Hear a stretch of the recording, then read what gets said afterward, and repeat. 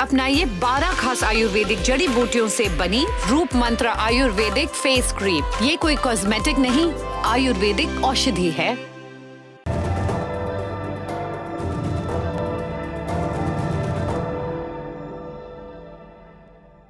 आस्था और मूर्खता दोनों में बहुत अंतर है। आप कितने भी बड़े आस्तिक हो, मगर ईश्वर के भरोसे खाई में नहीं कूद सकते।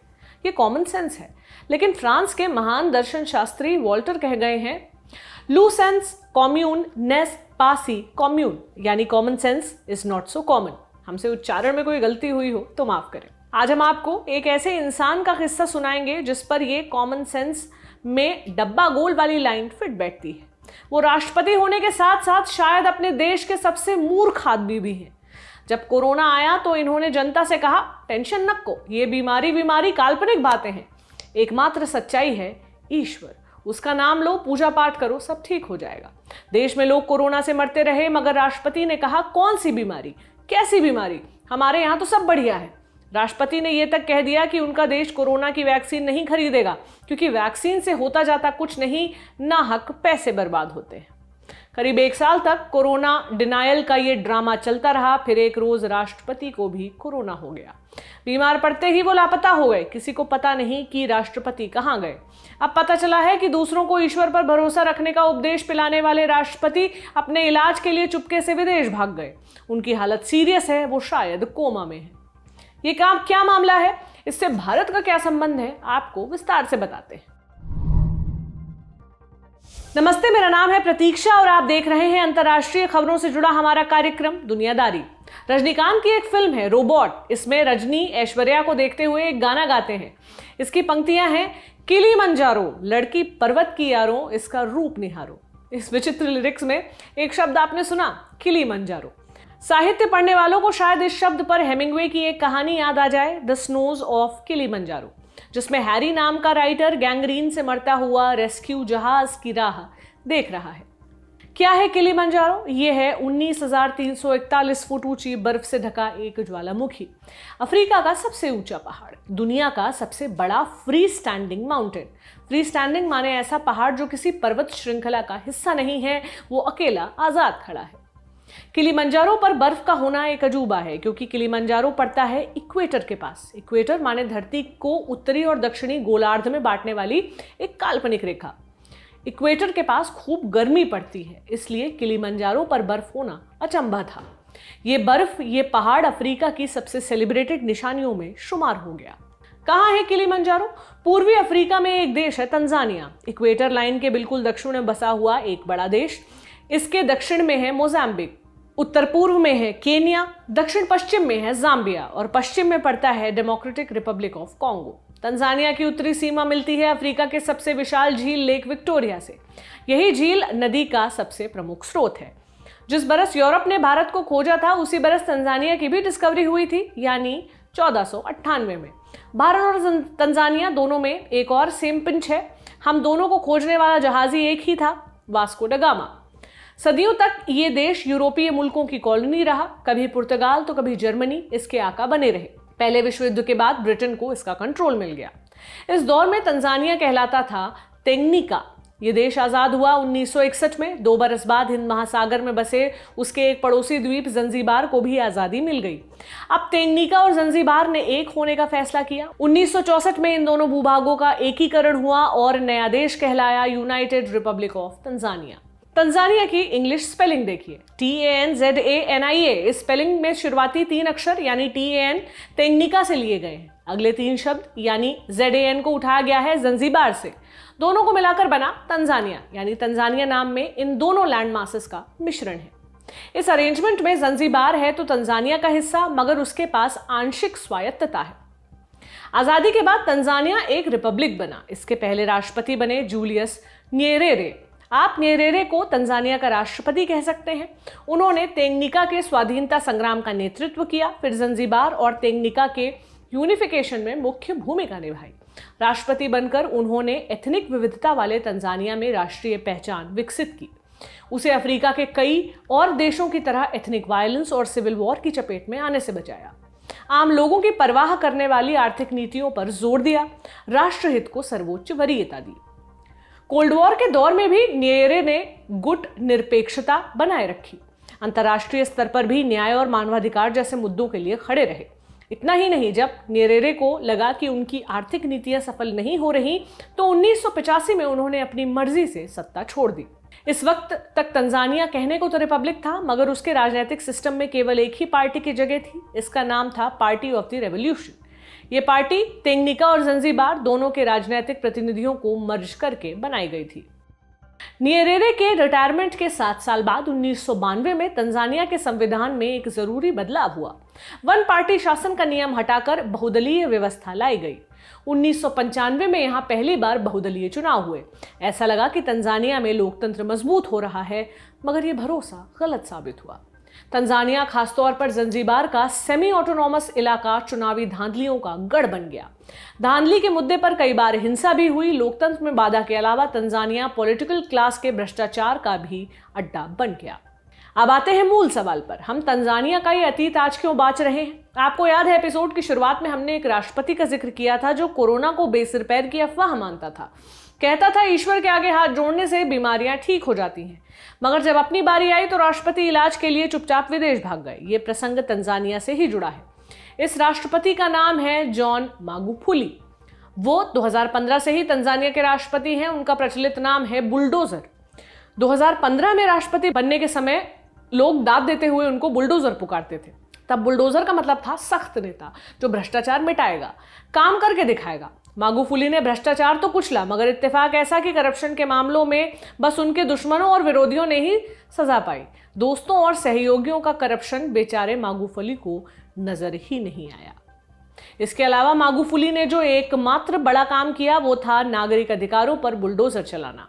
तंजानिया में उनकी आलोचना करने, उनके कामकाज पर सवाल उठाने का मतलब था कि किसी दिन सादी वर्दी वाले पुलिस अधिकारी रात बिरात आपके घर पहुंचेंगे, आपको किडनैप करके ले जाएंगे, पता नहीं लगेगा। वहां मागुफुली की नीतियों पर सवाल उठाने वाले कई पत्रकारों का यही अंजाम हुआ है। कई पत्रकार तो सालों से लापता है। मागुफुली कई अखबारों, न्यूज चैनलों और रेडियो स्टेशनों में ताला लटकवा चुके हैं। पत्रकारों जैसा ही हाल विपक्ष का भी है। सुरक्षा कारणों का बहाना बनाकर उन्हें रैली नहीं करने दी जाती। विपक्षी नेताओं को कभी भी अरेस्ट कर लिया जाता है। कईयों पर गोलियां भी चलती हैं। ऐसी ही एक मिसाल है टुंडू लिसू। वो तंजानिया की मुख्य विपक्षी पार्टी के नेता थे। 6 से ज्यादा बार उन्हें गिरफ्तार किया गया। किस इल्जाम में? राष्ट्रपति मागुफुली के अपमान के आरोप में। टुंडू कहते थे कि उनका पीछा किया जा रहा है, उनकी जान खतरे में है। ये खतरे वाली आशंका 7 सितंबर 2017 को सच साबित हो गई। टुंडू संसद सत्र में हिस्सा लेकर घर लौट रहे थे। रास्ते में कुछ हमलावरों ने दिन दहाड़े उन पर गोली चलाई। ये इकलौता मामला नहीं है। पिछले कुछ सालों में वहां कई विपक्षी नेता गायब किए जा चुके हैं। पत्रकार और विपक्षी नेता अकेले भुक्तभोगी नहीं है, आम नागरिकों का भी यही हाल है। 2-3 साल पहले वहां एक गाना चला। इसमें एक सवाल था कि क्या हमारे देश में अभिव्यक्ति की स्वतंत्रता बची है। गाना बनाने वाले को तुरंत ही सवाल का जवाब भी मिल गया। कैसे? पुलिस ने इस गाने के बिना पर उसे अरेस्ट कर लिया। उसके गाने को भी बैन कर दिया गया। ऐसा ही हाल हुआ IMMA नाम की एक कंपनी का। ये कंपनी लॉ फर्म थी, सरकार पर दायर होने वाले केस प्रोसेस करती थी। शायद यही वजह थी कि एक रोज कुछ अज्ञात हमलावरों ने इस फर्म के दफ्तर पर बम फोड़ दिए। आलोचक कहते हैं कि राष्ट्रपति जॉन मागुफुली तानाशाह इन मेकिंग है। कुछ अन्य आलोचक इस स्टेटमेंट को गलत बताते हैं। उनका कहना है कि मागुफुली को डिक्टेटर इन मेकिंग कहना गलत है, उनको सीधे डिक्टेटर ही कहा जाना चाहिए। मगर आज के एपिसोड में हमारा फोकस मागुफुली इन जनरल नहीं है। हमारा मुद्दा है एक पर्टिकुलर एरिया। इसका नाम है कोरोना वायरस। कोरोना पर मागुफुली की पॉलिसी इतनी भीषण थी कि लोगों ने कहा कोरोना से ज्यादा खतरनाक तो खुद मागुफुली है। क्या है इस बयान की वजह? कोरोना की शुरुआत से ही मागुफुली का बर्ताव विचित्र था। बोलते थे कोरोना अफवाह है, इससे जुड़े खतरे काल्पनिक हैं। मागुफुली का कहना था कि तंजानिया के लोगों को ईश्वर पर भरोसा रखना चाहिए। उनका ईश्वर सजीव है, वो तंजानिया को हर बला से बचाएगा। इसलिए लोगों को चाहिए कि बढ़िया खाएं और खूब प्रार्थना करें। उन्होंने लोगों को एक हर्बल टी का भी नाम बताया। कहा कि ये वाली चाय पीने और गर्म पानी की भाप लेने से वो बिल्कुल स्वस्थ रहेंगे। मागुफुली का दावा था कि तंजानिया कोरोना मुक्त है। यह दावा सरासर गलत था, इसलिए कि तंजानिया ने कभी कोरोना का डेटा ही नहीं दिया दुनिया को। कोरोना मरीजों से उसकी गिनती 509 पर अटक गई आकर, उससे आगे कभी बढ़ी ही नहीं। WHO उससे डेटा मांगते हुए गिड़गिड़ाता रहा, मगर मागुफुली टस से मस ना हुए। बोले कि सोशल डिस्टेंसिंग और मास्क वगैरह फालतू के चोचले हैं, इनकी कोई जरूरत नहीं तंजानिया को। उन्हें कोई मास्क पहने दिख जाता तो भड़क जाते, बिन मास्क लगाए घूमने वालों की तारीफ करते। अफ्रीकी देशों ने जब कोरोना जांच वाली किट भिजवाई तंजानिया, तो मागुफुली ने मजाक उड़ाया। उनके लिए यह भी टेस्ट किट कूड़े से भी बेकार थी। ऐसा ही रवैया वैक्सीन पर भी था उनका। तंजानिया की हेल्थ मिनिस्ट्री ने राष्ट्रपति से कहा कि पूरी दुनिया वैक्सीन हासिल करने की कोशिश कर रही है, हमें भी थोड़ा हाथ पैर हिलाने चाहिए। इस पर राष्ट्रपति का जवाब था कि वैक्सीन तो पश्चिमी देशों की साजिश है। वैक्सीन के नाम पर वेस्टर्न मुल्क अफ्रीका की दौलत लूटना चाहते हैं। मागुफुली के मुताबिक अगर वैक्सीन सच में असरदार होती तो एड्स, टीबी, मलेरिया और कैंसर जैसी बीमारियों की भी वैक्सीन बन जाती। WHO से लेकर तंजानिया के पड़ोसी सब परेशान थे। सबका मानना था कि तंजानिया बहुत विस्फोटक स्थिति में है। कोरोना के चलते यहाँ बहुत मौतें हो रही हैं, मगर जानकारी बाहर नहीं आने दी जा रही। राष्ट्रपति की मूर्खताओं पर तंजानिया की जनता भी सिर धुन रही थी। सोचिए, राष्ट्रपति लोगों से चर्च की शरण में जाने को कह रहे थे, और चर्च जिसका काम ही है ईश्वर को हर चीज का समाधान बताना, वो लोगों को साइंस याद दिला रहा था, मास्क और सोशल डिस्टेंसिंग को प्रमोट कर रहा था। राष्ट्रपति मागुफुली का यह खतरनाक ड्रामा करीब 1 बरस चला। फिर फरवरी 2021 में एकाएक उनका स्वर बदल गया। उन्हें एकाएक ब्रह्मज्ञान हुआ कि कोरोना सच में एक बीमारी है। ये बात है 21 फरवरी 2021 की। इस रोज मागुफुली का बयान आया। इसमें उन्होंने देशवासियों से सावधानी बरतने की अपील की। कहा कि फेस मास्क पहनना शुरू कर दो। राष्ट्रपति के इस हृदय परिवर्तन का राज था कोरोना से हुई कुछ हाई प्रोफाइल मौतें। इनमें एक नाम था सईफ शरीफ हमाद। वो जंजीबार के उपराष्ट्रपति थे। फरवरी 2021 में कोरोना से उनकी मौत हो गई। इसके अलावा राष्ट्रपति मागुफुली के चीफ सेक्रेटरी की भी कोरोना से मौत हो गई। 21 फरवरी को इन्हीं चीफ सेक्रेटरी के अंतिम संस्कार पर राष्ट्रपति ने जनता से सावधानी बरतने की अपील की, मगर इस अपील में भी उन्होंने कोरोना का नाम नहीं लिया। कहा एक सांस की बीमारी है, वो हमारे देश के लिए बड़ी चुनौती बन गई है।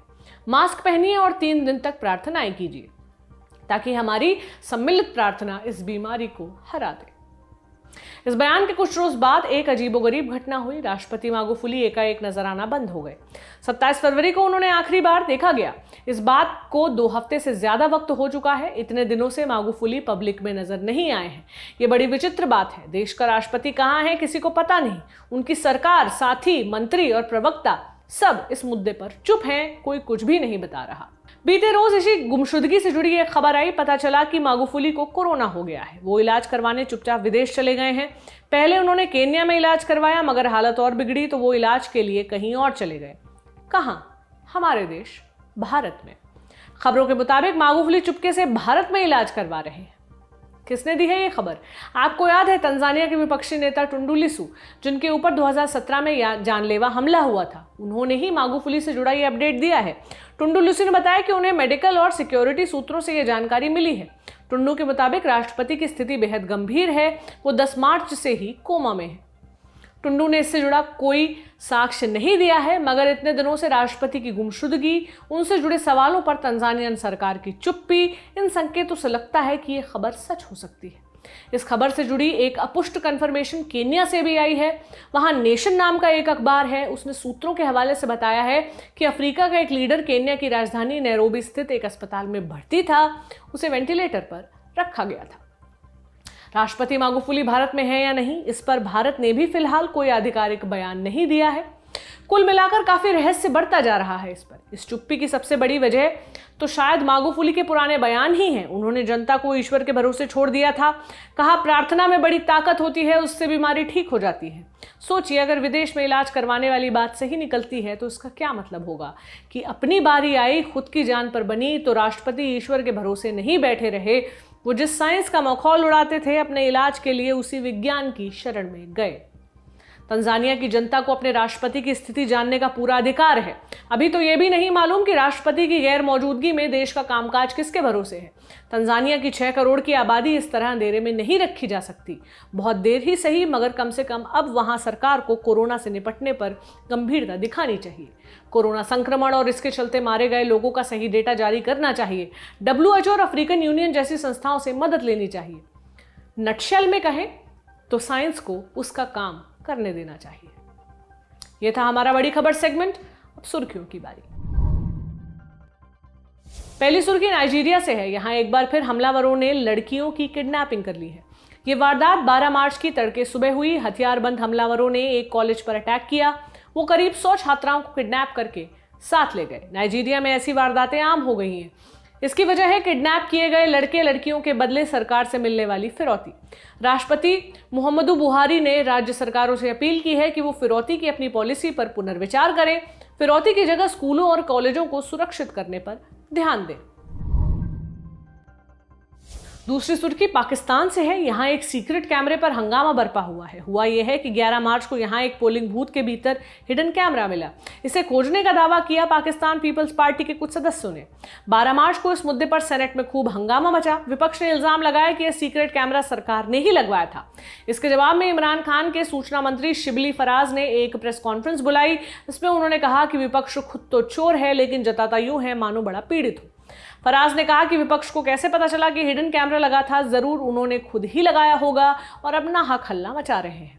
इस पूरे प्रकरण पर ट्विटर पर लोग खूब मौज ले रहे हैं। तीसरी सुर्खी इजरायल से है। इजरायल और ईरान के प्रॉक्सी वॉर से जुड़ा एक नया आंकड़ा सामने आया है। इसके मुताबिक पिछले 2 साल के भीतर इजरायल ने 1 दर्जन से ज्यादा ईरानी जहाजों पर बमबारी की। ये जहाज ईरान का कच्चा तेल लादकर सीरिया की ओर जा रहे थे। कुछ जहाज ऐसे भी थे जिनके मार्फत ईरान हथियारों की सप्लाई कर रहा था। हमले के तरीकों में रेड सी जैसे समुद्री इलाकों में बारूदी सुरंग बिछाने जैसे तरीके भी शामिल हैं। ये संख्या बताई है वॉल स्ट्रीट जर्नल अखबार ने। इजरायल सीरिया के भीतर ईरानी फोर्सेस पर हवाई हमले करता रहा है, मगर समुद्र में भी उसने ईरान के विरुद्ध इतना बड़ा फ्रंट खोला हुआ है, ये जानकारी पहले नहीं थी। आज की दुनियादारी में बस इतना ही। अपना ध्यान रखिए। शुक्रिया। शुभ रात्रि। कसर रह गई हमारी कोशिशों में, कसक रह गई कि देश जितना बेहतर, जितना महान हो सकता था, हो नहीं पाया। और एक कसम रह गई कि देश का जो कर्ज है उसे थोड़ा बहुत तो उतारना है। भावुकता का लबादा ओढ़कर बोलता तो यूं बोलता, लेकिन बात सीधी है तो सच्चे ढंग से आप तक कही जानी है। लल्लन टॉप लेकर आया है एक नया प्लेटफॉर्म, तेरा तुझको अर्पण। ये प्लेटफॉर्म उन सब भारतवासियों के लिए है जो भारत से दूर किसी दूसरे देश की जमीन पर है, कभी पढ़ाई के लिए, कभी नौकरी के लिए। ये उन सब भारतवंशियों के लिए भी है जिनकी पहचान का हिस्सा ये महान देश है, लेकिन कुछ कसर और कसक है। तो आइए कसम खाएं कि देश को बेहतर बनाएं। हमें आपसे चाहिए आपके हिस्से का ज्ञान, जो आप लल्लन टॉप के जरिए अपने देशवासियों के साथ साझा करें। ये मस्ती के पल भी हो सकते हैं जब आप कहीं घूमने जाएं और आपको लगे कि सिर्फ मेरे यार दोस्त और परिवार वाले ही क्यों, पूरा देश जाने इन नायाब चीज़ों के बारे में। ये पॉलिसी से जुड़ा, ज्ञान से जुड़ा कोई मसला हो सकता है। तो आइए और लल्लन टॉप की इस नई पेशकश तेरा तुझको अर्पण का हिस्सा बनिए।